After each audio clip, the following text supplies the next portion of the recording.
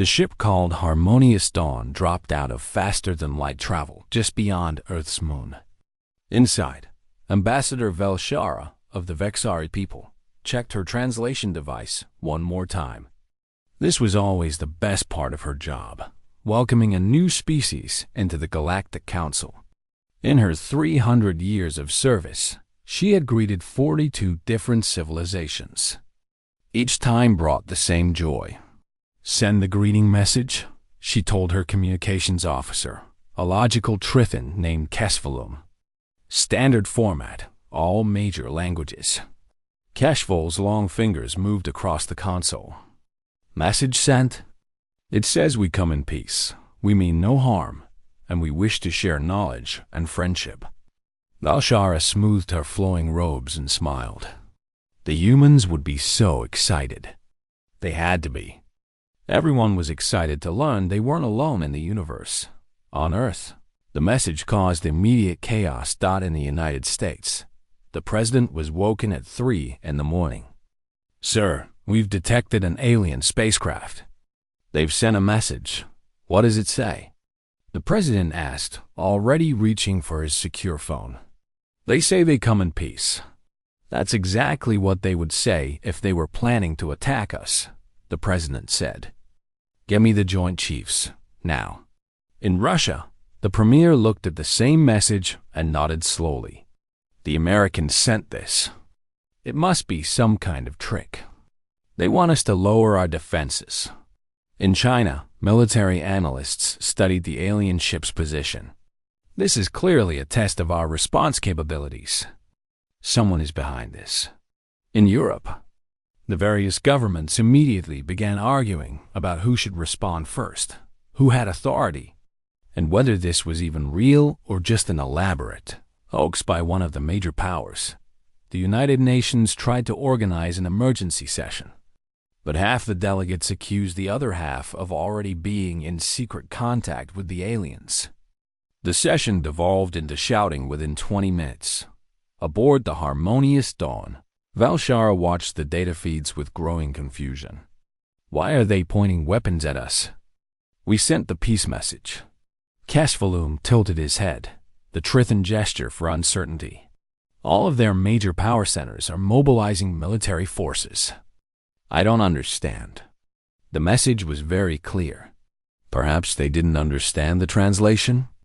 suggested Qualan, the ship's cultural officer. Her species, the Qualani, were known for their patience and empathy. "Let me send it again with more detail." The second message went out, explaining in even simpler terms that the Galactic Council meant no harm, carried no weapons, and simply wanted to talk. On Earth, this made things worse. "They're being too friendly," a military advisor told the U.S. president. "Nobody is that nice unless they want something. This is definitely a trick. Or they think we're stupid," another advisor added. That message was condescending, like they're talking to children. The president nodded. "Prepare defensive measures. If they make any hostile moves, we respond with everything we have." In the Middle East, several nations declared that the aliens were clearly demons sent to test their faith. Others declared they were angels. Within hours, both groups were arguing about the correct response, which quickly turned into actual fighting on the ground. Social media exploded with theories. Some said the aliens were fake, created by the government to distract from various scandals. Others said they were real, but were actually time travelers from Earth's future, coming back to fix mistakes. Still others claimed the aliens had been on Earth all along, secretly controlling governments. The one thing humans seemed to agree on was that somebody was lying to them. Velshara tried a different approach. "Let's send down a probe. Just a simple atmospheric analyzer. Standard first contact protocol. They'll see we're just gathering scientific data." "Excellent idea," Kesvalum said. "Showing our peaceful scientific intentions will surely calm them." The probe launched from Harmonious Dawn, a small silver sphere that floated gently toward Earth's atmosphere. It was designed to take air samples, nothing more. The Council had used this exact probe for first contact with hundreds of species. Every radar system on Earth locked onto it immediately. Unidentified object approaching. Radar operators shouted in a dozen different languages. Is it a weapon? Commanders asked. We don't know, but we should assume it is, came the replies. A fighter jet from the United States reached the probe first. The pilot radioed back to base. I have visual on the object. It's just floating there. No visible weapons, but what? The base commander demanded. But that's exactly what I'd do if I wanted to make something look harmless, the pilot said. Request permission to engage. Permission granted. Take it down. The missile struck the probe dead center. The explosion lit up the night sky over the Pacific Ocean. Aboard Harmonious Dawn, alarms blared.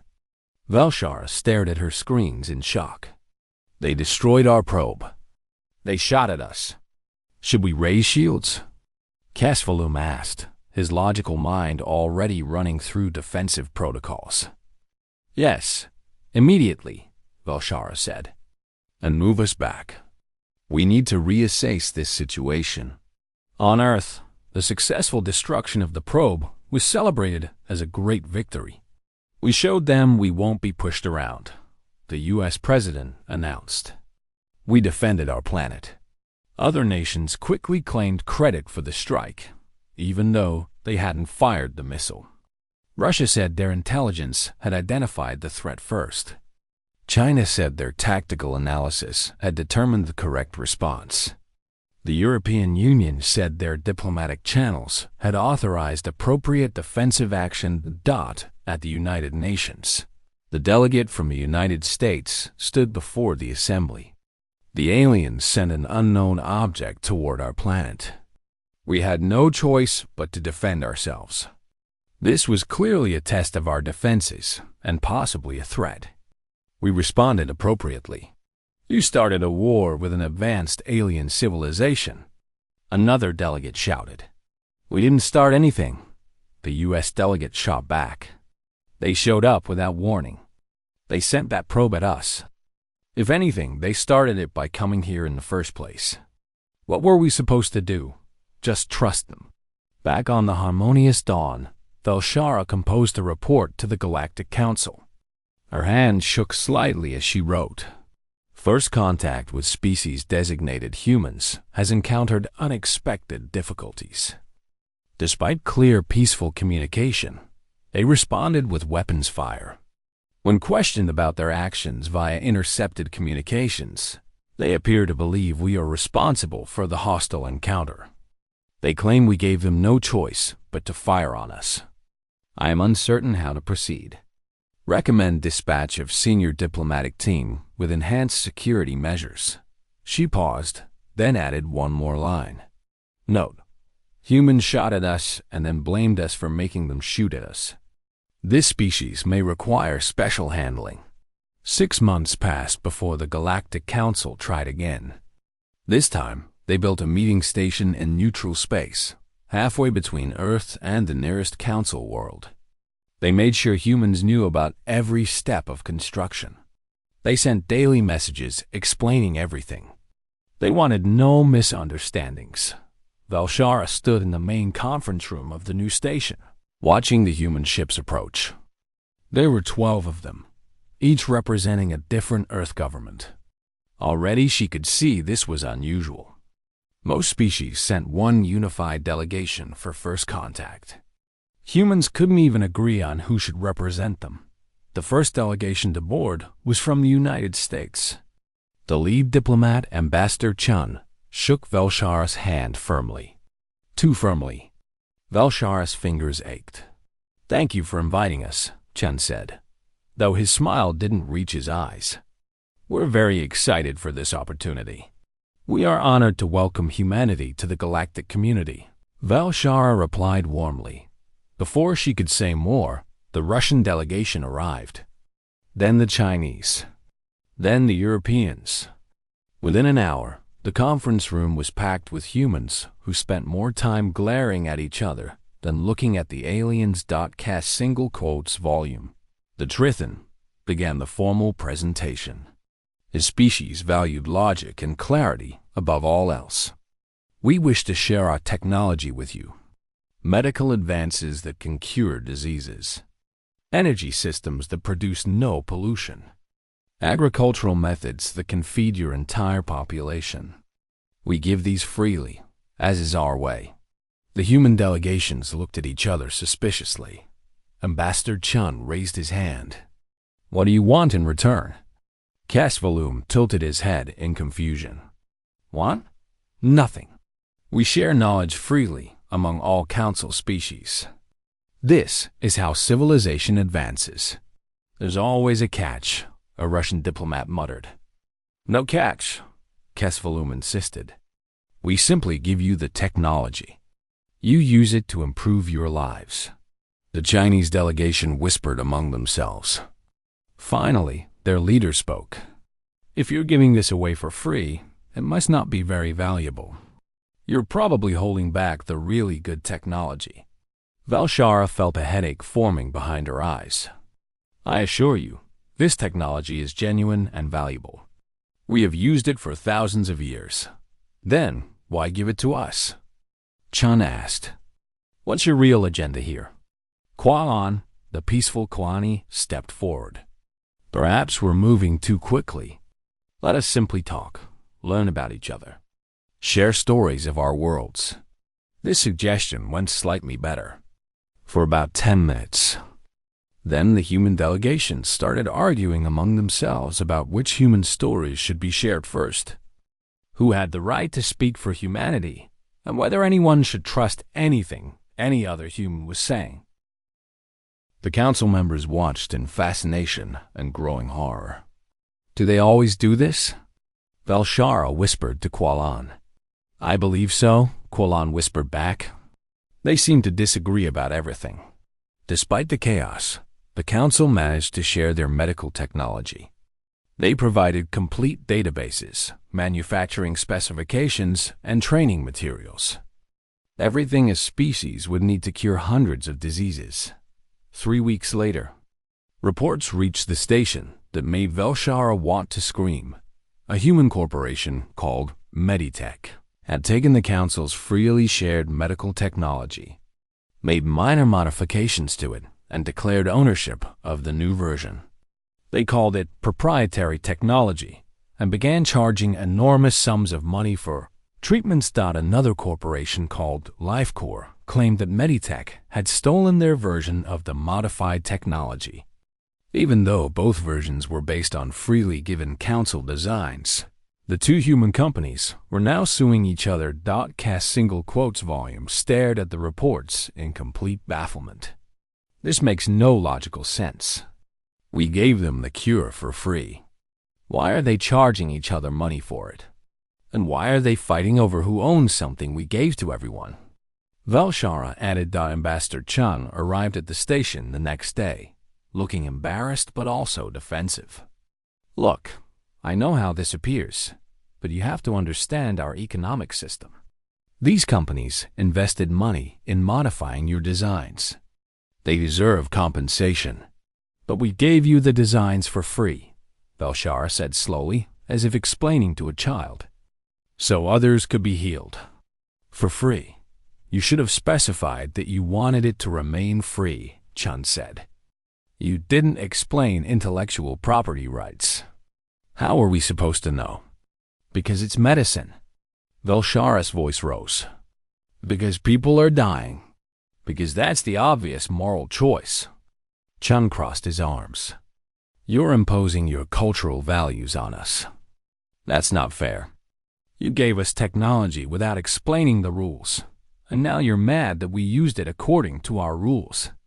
If anything, this is your fault for not being clearer.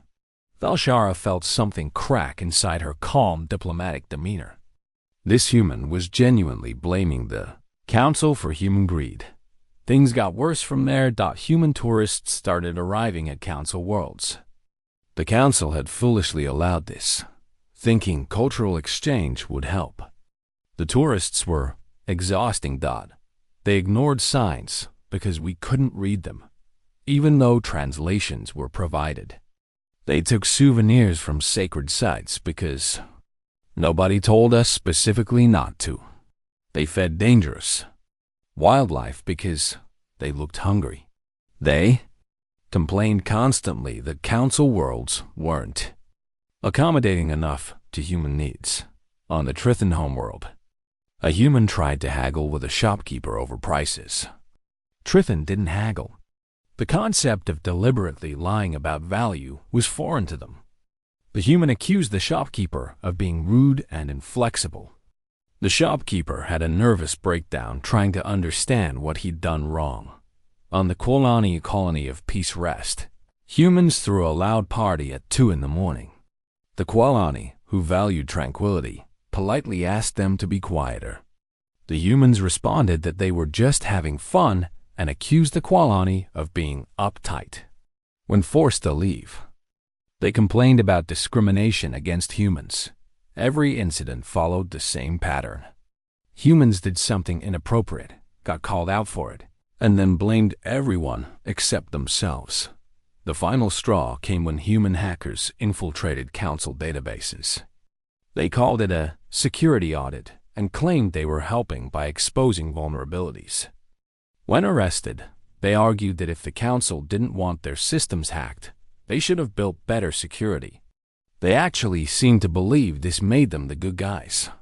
Velshara called an emergency council session. Representatives from 40 species gathered to discuss the human problem. "They're impossible," a Vexari counselor said. "They break every rule and then blame us for having rules. They take everything we give them and demand more," a Trithan added. "Then they accuse us of not giving enough. They fight among themselves constantly, but unite instantly whenever we criticize them," said a Kulani. "They tell us we don't understand humans, that we're judging them unfairly." Valshara looked around the chamber at species who had coexisted peacefully for millennia. "We need to establish clear boundaries. Formal rules that even humans can't misinterpret." "Will that work?" someone asked. Valshara didn't have an answer. She was beginning to suspect that humans could find a way to misinterpret anything.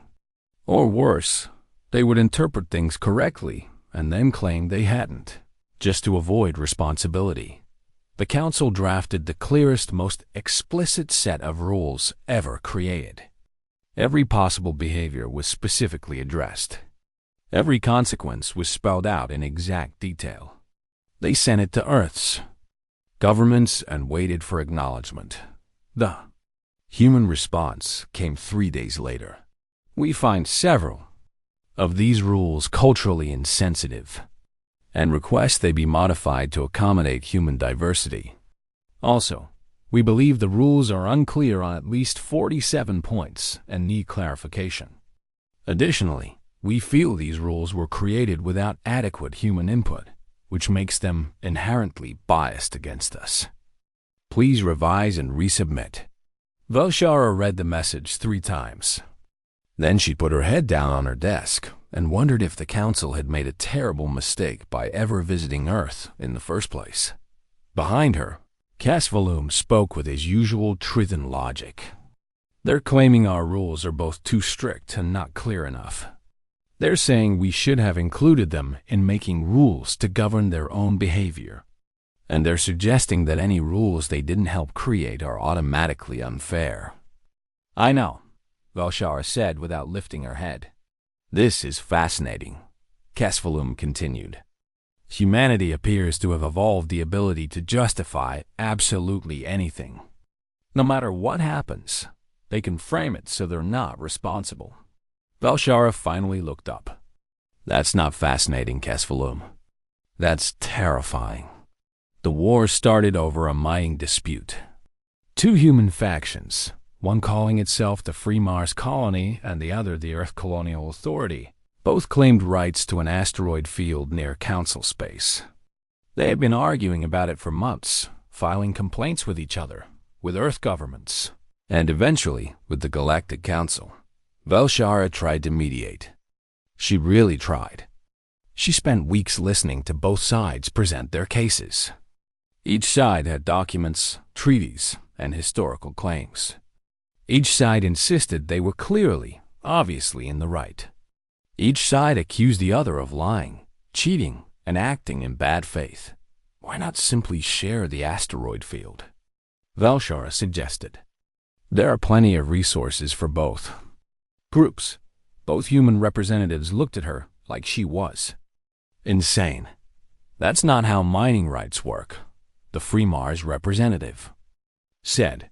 We were there first, the Earth Colonial Authority representative insisted. You were not. We have time-stamped claim beacons. Those beacons were placed illegally. The argument escalated into shouting. Velshara called for a break. During that break, shooting started near the disputed asteroids.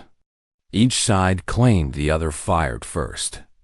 Each side had video evidence that somehow showed completely different versions of events. Each side demanded the Council support them against the aggressor. The Council, as was their way, declared neutrality. They would not take sides in a human dispute. They called for both sides to stop fighting and negotiate peacefully. This was the wrong answer. Within a week, both human factions declared the Council complicit in aggression for not defending them. The Free Mars colony claimed that Council neutrality was basically supporting the Authority.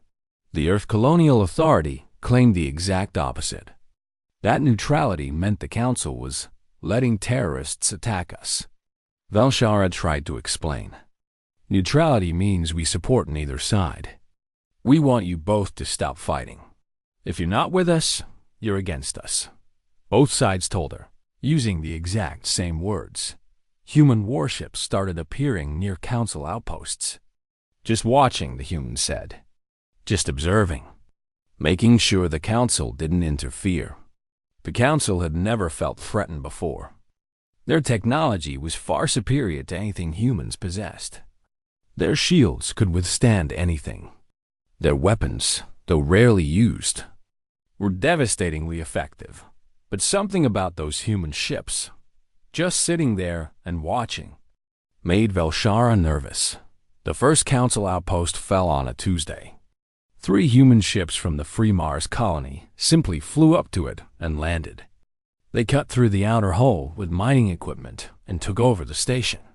When Council security forces tried to stop them, the humans used something called riot control foam that hardened instantly, trapping the security personnel harmlessly but completely.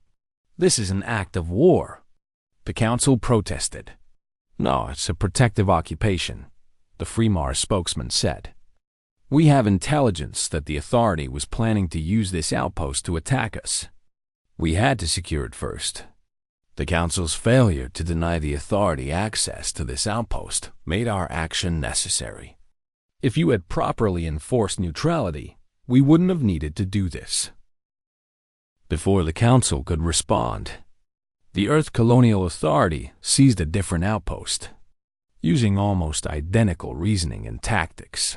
Both human factions then discovered that Council outposts contained technology that could easily be reverse-engineered.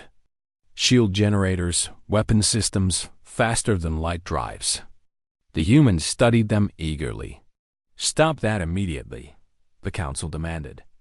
That technology is not for human use. You should have better security then, both factions replied. You left it sitting out where anyone could access it. That's basically asking people to take it. Casfaloom, the logical Trithan, tried to reason with them. That logic is fundamentally flawed. If someone leaves their door unlocked, that doesn't give you permission to enter their home. The human negotiator smiled. On Earth, we call that an attractive nuisance. If you leave something valuable unprotected, you share responsibility when it gets taken. You should have been more careful. Casfaloom returned to Velshara in a state of deep confusion. They're claiming that our trust in their good behavior is our fault. They're saying that by not expecting them to steal, we made them steal. This violates every principle of logical accountability. The war spread quickly after that. Both human factions developed weapons based on stolen Council technology. They didn't have time to fully understand it, so their versions were crude and unstable. But they worked well enough that the Council activated their defense fleet for the first time in 3,000 years. Ancient ships, crewed by species who had forgotten what real combat looked like. They had superior technology and every tactical advantage. The humans didn't care. Human fighters used tactics the Council had never imagined. They hid behind asteroids. They disguised warships as cargo vessels. They sent fake surrender signals and then attacked when Council ships lowered their shields. They used their own damaged ships as bombs. They somehow weaponized Council peace drones by reprogramming them. This is illegal. Council commanders protested after each new tactic. Show us where it says we can't do that. Human commanders replied every time. It's obviously illegal. No civilized species would use such dishonorable tactics. You never explicitly said we couldn't. That's on you for not being clear enough. The worst part was that the tactics worked. Human ships were destroyed by the dozens, but they kept coming. They learned from every defeat. They adapted to every Council defense. They treated warfare like a problem to be solved through trial and error. And they didn't care how many errors killed their own people. Valshara watched a tactical recording of a human ship deliberately ramming a Council cruiser. The human ship was destroyed, but so was the much larger Council vessel. Both crews died. The Council mourned. The humans called it a successful tactical sacrifice and immediately sent more ships to try the same thing. They're insane, a Vexari admiral said. They're throwing away lives. No, Valshara said quietly. They're winning. The war reached a turning point when the Council captured a human base. Inside, they found detailed files on every Council species. Psychological profiles. Cultural weaknesses. Strategic assessments. The humans had been studying them since first contact, looking for any advantage. One report made Valshara's blood run cold. It was titled, Exploiting Council Ethics as Tactical Weakness. It described in detail how Council species could be manipulated through their own moral codes, how to use their honor against them, how to take advantage of their trust. They've been planning this from the beginning, Qualan said, reading over Valshara's shoulder. The peaceful Kelani looked physically ill. Every cultural exchange, every diplomatic meeting, they were gathering intelligence on how to fight us. Not necessarily, Valshara said. These files are dated after the mining dispute started. I think they created them once conflict seemed likely. That's only slightly better, Qualan said. They went from peaceful traders to calculating warriors in a matter of weeks. The Council realized they had two choices. They could continue fighting using their traditional methods and slowly lose to human adaptability. Or they could fight like humans, using deception, dirty tactics, and psychological warfare. The vote was close, but the Council chose to adapt. They started using the tactics they found in the captured human files. They began lying in negotiations. They used fake retreats to lure human ships into traps. They attacked medical transports because humans kept hiding weapons in them. They targeted civilian infrastructure because humans kept using it for military purposes. It worked. The Council started winning battles. But Valshara felt sick every time she approved a new human-style operation. We've become them, she told Kesvalum after ordering a strike on a human supply depot that was hidden in a civilian station. We're using their tactics. We're thinking like them. We had no choice, Kesvalum said, but even his logical mind seemed troubled. They forced us to adapt. Did they? Valshara asked. Or did we choose to abandon our principles because it was easier than finding another way? Kesvalum had no answer. For perhaps the first time in his life, Pure logic wasn't enough. The war ground on for another 6 months. Council forces pushed the humans back, reclaimed their outposts, and blockaded human space. Victory was close, but it felt hollow. Then the humans asked for peace talks. Both factions, together, wanted to negotiate. The council, exhausted and morally compromised, agreed immediately. Velshara prepared for the negotiations with a sense of dread. She knew, somehow, that the humans would find a way to make even their defeat into something else entirely. She was right to worry. The peace conference took place on the same neutral station where everything had started a year ago. Velshara looked around the conference room and barely recognized it. Blast marks scarred the walls from a human raid 6 months earlier. Repair panels covered sections where the hull had been breached. The beautiful meeting place had become just another casualty of war. Ambassador Chun led the human delegation. He looked tired but walked in with confidence. Behind him came representatives from both the Free Mars Colony and the Earth Colonial Authority. The two groups that had started this whole mess by fighting each other now stood together. "Thank you for agreeing to meet," Chun said, shaking Velshara's hand with that same too firm grip. Velshara didn't return the smile. "Let's begin. The Council's terms are simple. You will return all stolen technology. You will evacuate all Council territories you occupied. You will pay reparations for damages caused. You will accept restrictions on your military expansion for the next 50 years. Chun nodded slowly, as if considering. Then he said, "No? No?" Velshara felt her control slipping. "You lost this war. You're surrounded. Your fleets are scattered. You have no position to negotiate from." "We disagree," Chun said calmly. "Yes, you've won recent battles, but you've lost something much more important. You've lost yourselves." Kesvalum leaned forward. "Explain." Chun pulled up a holographic display. It showed Council ships using human tactics, deception, ambushes, attacks on civilian targets. You've spent the last 6 months becoming more like us. You've compromised every principle your civilization was built on. You're not the peaceful, honorable Galactic Council anymore. You're just another military power willing to do whatever it takes to win. You forced us to adapt, Velshara said, but the words felt weak even as she spoke them. "Did we?" Chun asked. "Or did you choose to abandon your values because holding on to them was hard?" "See, that's the difference between us. We never pretended to be perfect. You did. And now everyone in the galaxy has watched you fall from that pedestal. That's a loss you can't recover from." Kalan, the gentle Kalani, spoke up. Her voice shook with emotion. "You dare lecture us about values? You started this war over a mining dispute. You stole our technology. You killed thousands of our people.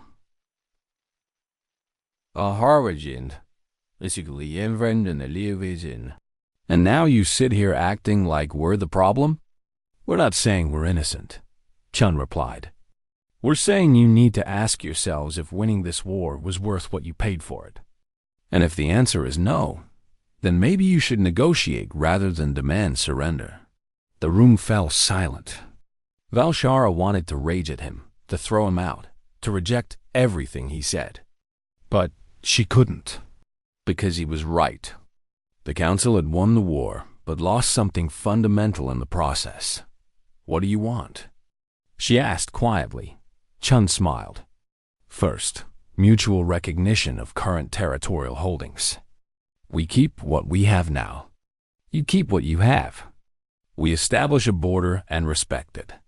"Absolutely not," Velshara said. "You've occupied our space." "Space you weren't using?" Chun countered. "Space that was empty until we settled it. And if we're being honest, you're too exhausted to push us out of it now. You could keep fighting for another year, maybe 2, but you don't want to. You want this to be over. So let's make it over." Valshara looked at the other council representatives. She saw the same exhaustion on every face. Chen was right again. They could keep fighting, but nobody wanted to. What else? She asked. Technology exchange, Chen said. We return what we took, but you share other technology openly. Medical advances, agricultural techniques, peaceful applications. We all benefit. You'll just weaponize it, Kesvalum said. Probably, Chen admitted. Just like you weaponized your peace drones to fight us after we weaponized them first. We're all playing the same game now. Might as well be honest about it. The negotiations continued for 3 days. Slowly, painfully, a treaty took shape. The humans gave up less than they should have. They gained more than they deserved. But the council was too tired to fight anymore. On the final day, as they prepared to sign the treaty, Valshara confronted Chen privately. You know this isn't fair, she said. You started this war. You escalated it. You forced us to become something we're not. And now you're benefiting from all of it. Chen nodded. You're right. It's not fair. Then why? Valshara demanded. Why can't you just once accept responsibility? Why can't you admit you were wrong and face the consequences? Chen was quiet for a long moment. When he spoke, his voice was softer than before. Because that's not how humans survive. We've spent our entire existence on a planet that tried to kill us. Predators, diseases, natural disasters, ice ages. We survived by adapting, by finding advantages wherever we could, by never accepting that we were beaten. And yeah, that means we justify things we shouldn't. We blame others when we're at fault. We rewrite history to make ourselves the heroes. That's not strength, Valshara said. That's cowardice. Maybe, Chen agreed. But it's effective cowardice. Look, I'm not proud of everything we've done. Personally, I think we screwed up. We should have worked harder to fit into your system. But humans don't work that way. We change systems to fit us. It's not right, but it's what we do. And the really scary part? We genuinely believe we're justified every single time. Valshara stared at him. You're telling me you know you're wrong, but you still can't help yourselves? Worse than that, Chen said. I'm telling you that even though I know intellectually that we bear responsibility for this war, there's a part of my brain right now coming up with reasons why it wasn't really our fault. Why the council shares the blame. Why we were forced into these choices. I can feel myself doing it, and I still can't stop it. That's how human psychology works. We can rationalize anything. For the first time, Valshara saw something like genuine honesty in Chen's eyes. And it terrified her more than any weapon. The treaty was signed the next day. Human territory expanded. The council's influence shrank. The humans agreed to some restrictions, but everyone knew they would find loopholes. They always did. As the human delegation prepared to leave, Chen shook Valshara's hand one last time. For what it's worth, I am sorry. I know you won't believe that, but it's true. It doesn't matter if I believe it, Valshara said. What matters is that you'll do it all again, the next time it serves your interests. And you'll find a way to justify it then too. Chen didn't deny it. He just nodded and left after the humans were gone. The council held an emergency session. Every species sent their highest representatives. They needed to discuss what had happened and what it meant for the future.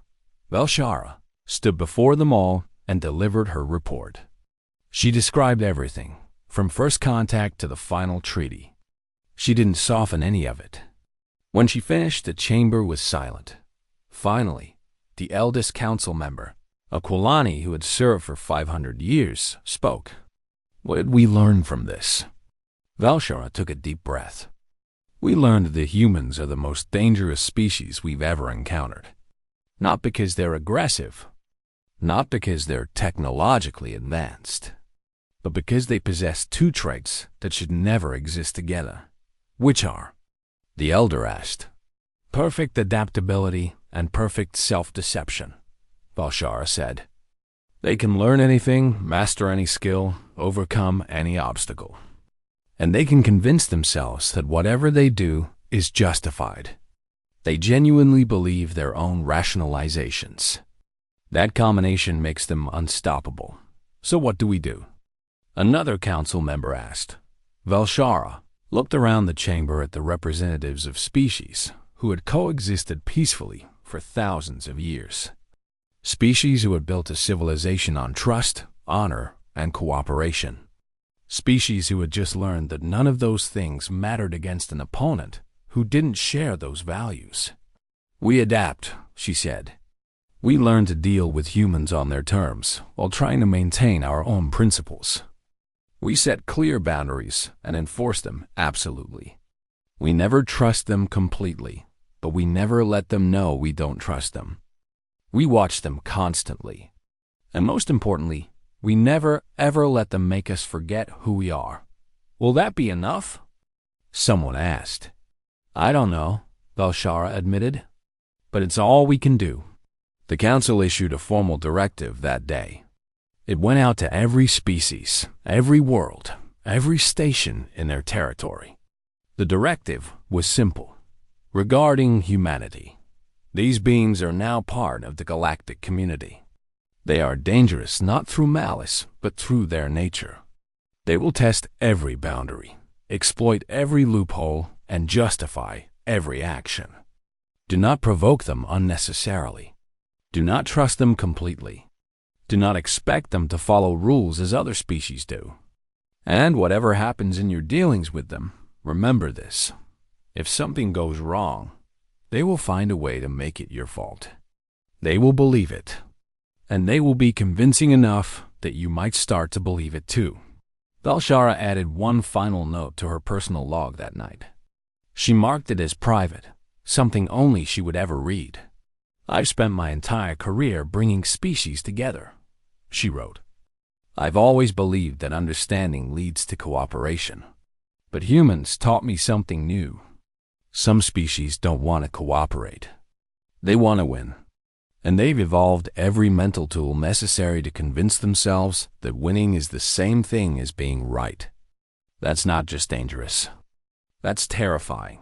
She paused, then added one last line. The worst part is, I'm starting to understand how they think. And that scares me most of all. Far away, on Earth and Mars in a dozen human colonies, people celebrated the peace treaty. They had stood up to an alien empire. They had defended human interests. They had shown the galaxy that humanity couldn't be pushed around in the celebrations. No one mentioned that humans had started the conflict. No one talked about the council lives lost or the technology stolen. No one questioned whether the war had been necessary, because humans had already rewritten that story in their minds. They were the heroes who had defended themselves against an unfair alien system. They were the underdogs who had fought for their rights. They were the victims who had been forced to violence, and they believed it completely. That was what made them terrifying.